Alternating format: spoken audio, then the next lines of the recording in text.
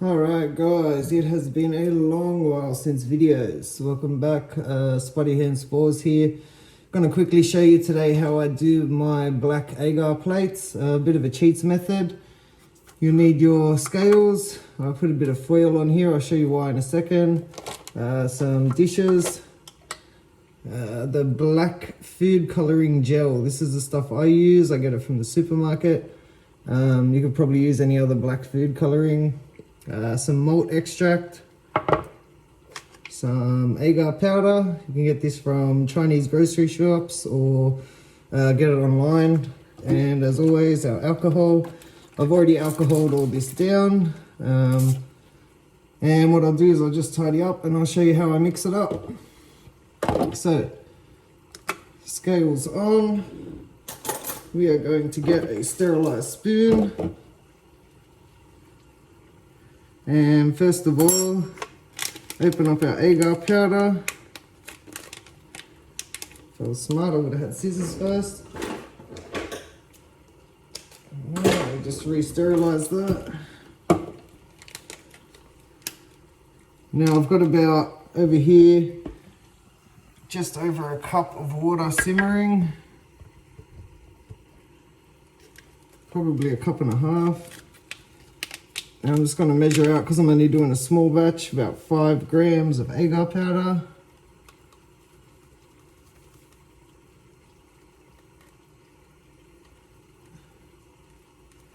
And that is 5.06, that'll do just nicely. And now this is why I put the foil down. I make a bit of a bed with the powder, and it just makes it very easy to handle. Because this malt extract, it's like honey. Very thick. So I'm just going to grab a bit on my spoon. I'm not sure if you can see all that. And then we're going to get it up to 10 grams. So 5 grams of this. And that's it. So I'm going to get rid of this spoon. Can switch that off. Now, as you can see, the powder's sort of made a bed there, and I'm just going to quickly, if you can see, dump it all in my water.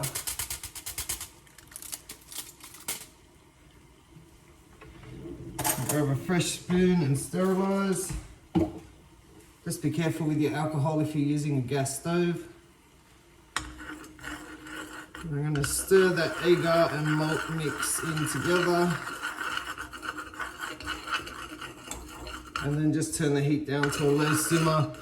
You want that on for probably about 2 to 3 minutes. Just break up all those clumpy bits.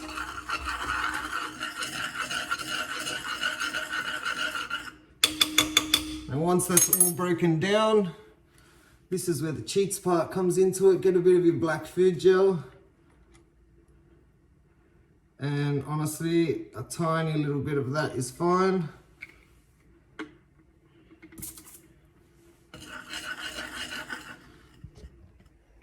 Not sure if you can see all of that. It's probably going to steam up, but it is definitely black.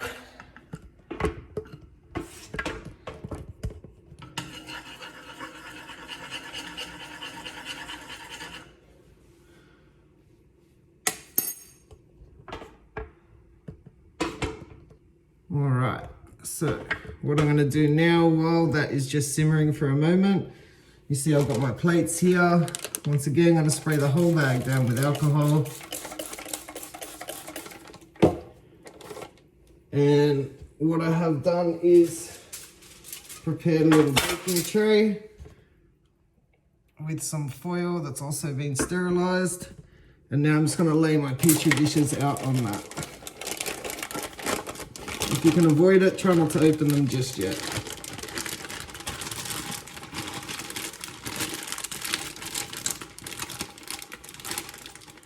Now I'm only doing 5, so I'm guessing there's going to be some agar left over, but that's okay. You don't want to pour this stuff down the sink because it will clog stuff up. Let me just see if I can get a view there. Okay.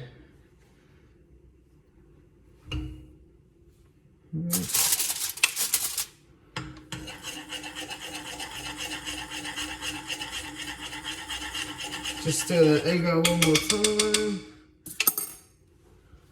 Give you a look at the mix, so should thicken up slightly. Now, very carefully, we are going to, once again, turn our gas off first. We're going to spray this whole area. You notice I'm not using a steel air box, as I don't ever use a steel air box. I've got my little corner here, which is nice and clean. So once the air has been sprayed, and I'm wearing a mask also, just to keep those particles out, we want to take each lid off and just place it next to the dish.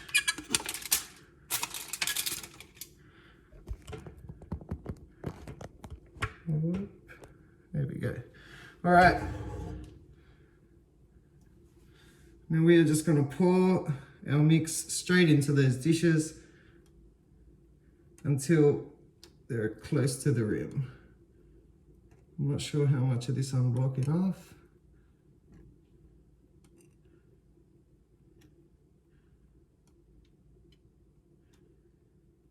Okay.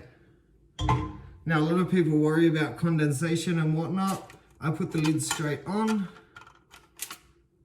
I put them in the fridge. Once they've cooled a bit, I turn them upside down, and then I put them on a reptile mat in my grow room, and I'll show you what that looks like in a little bit. So, once the lids are on, we're not taping just yet. We're gonna put this in the fridge, and I'll be back shortly. All right, guys, back again. I didn't actually show the fridge clip and the reptile mat that I wanted to, but here we are a week on.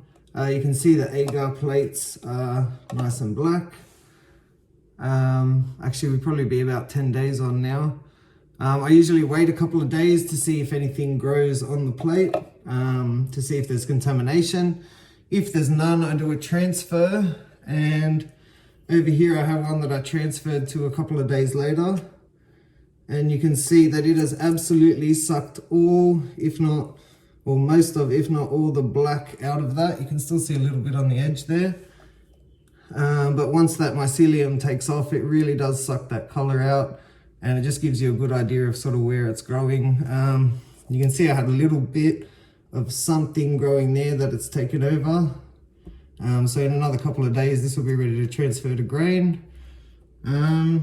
And yeah, probably the only thing I've missed is just, I use electrical tape on the edges. People like to use parafilm. Same really, in my opinion. I don't re-sterilize, I don't re-pressure cook. It's basically when the agar is boiling is when it sterilizes, and I haven't had a problem.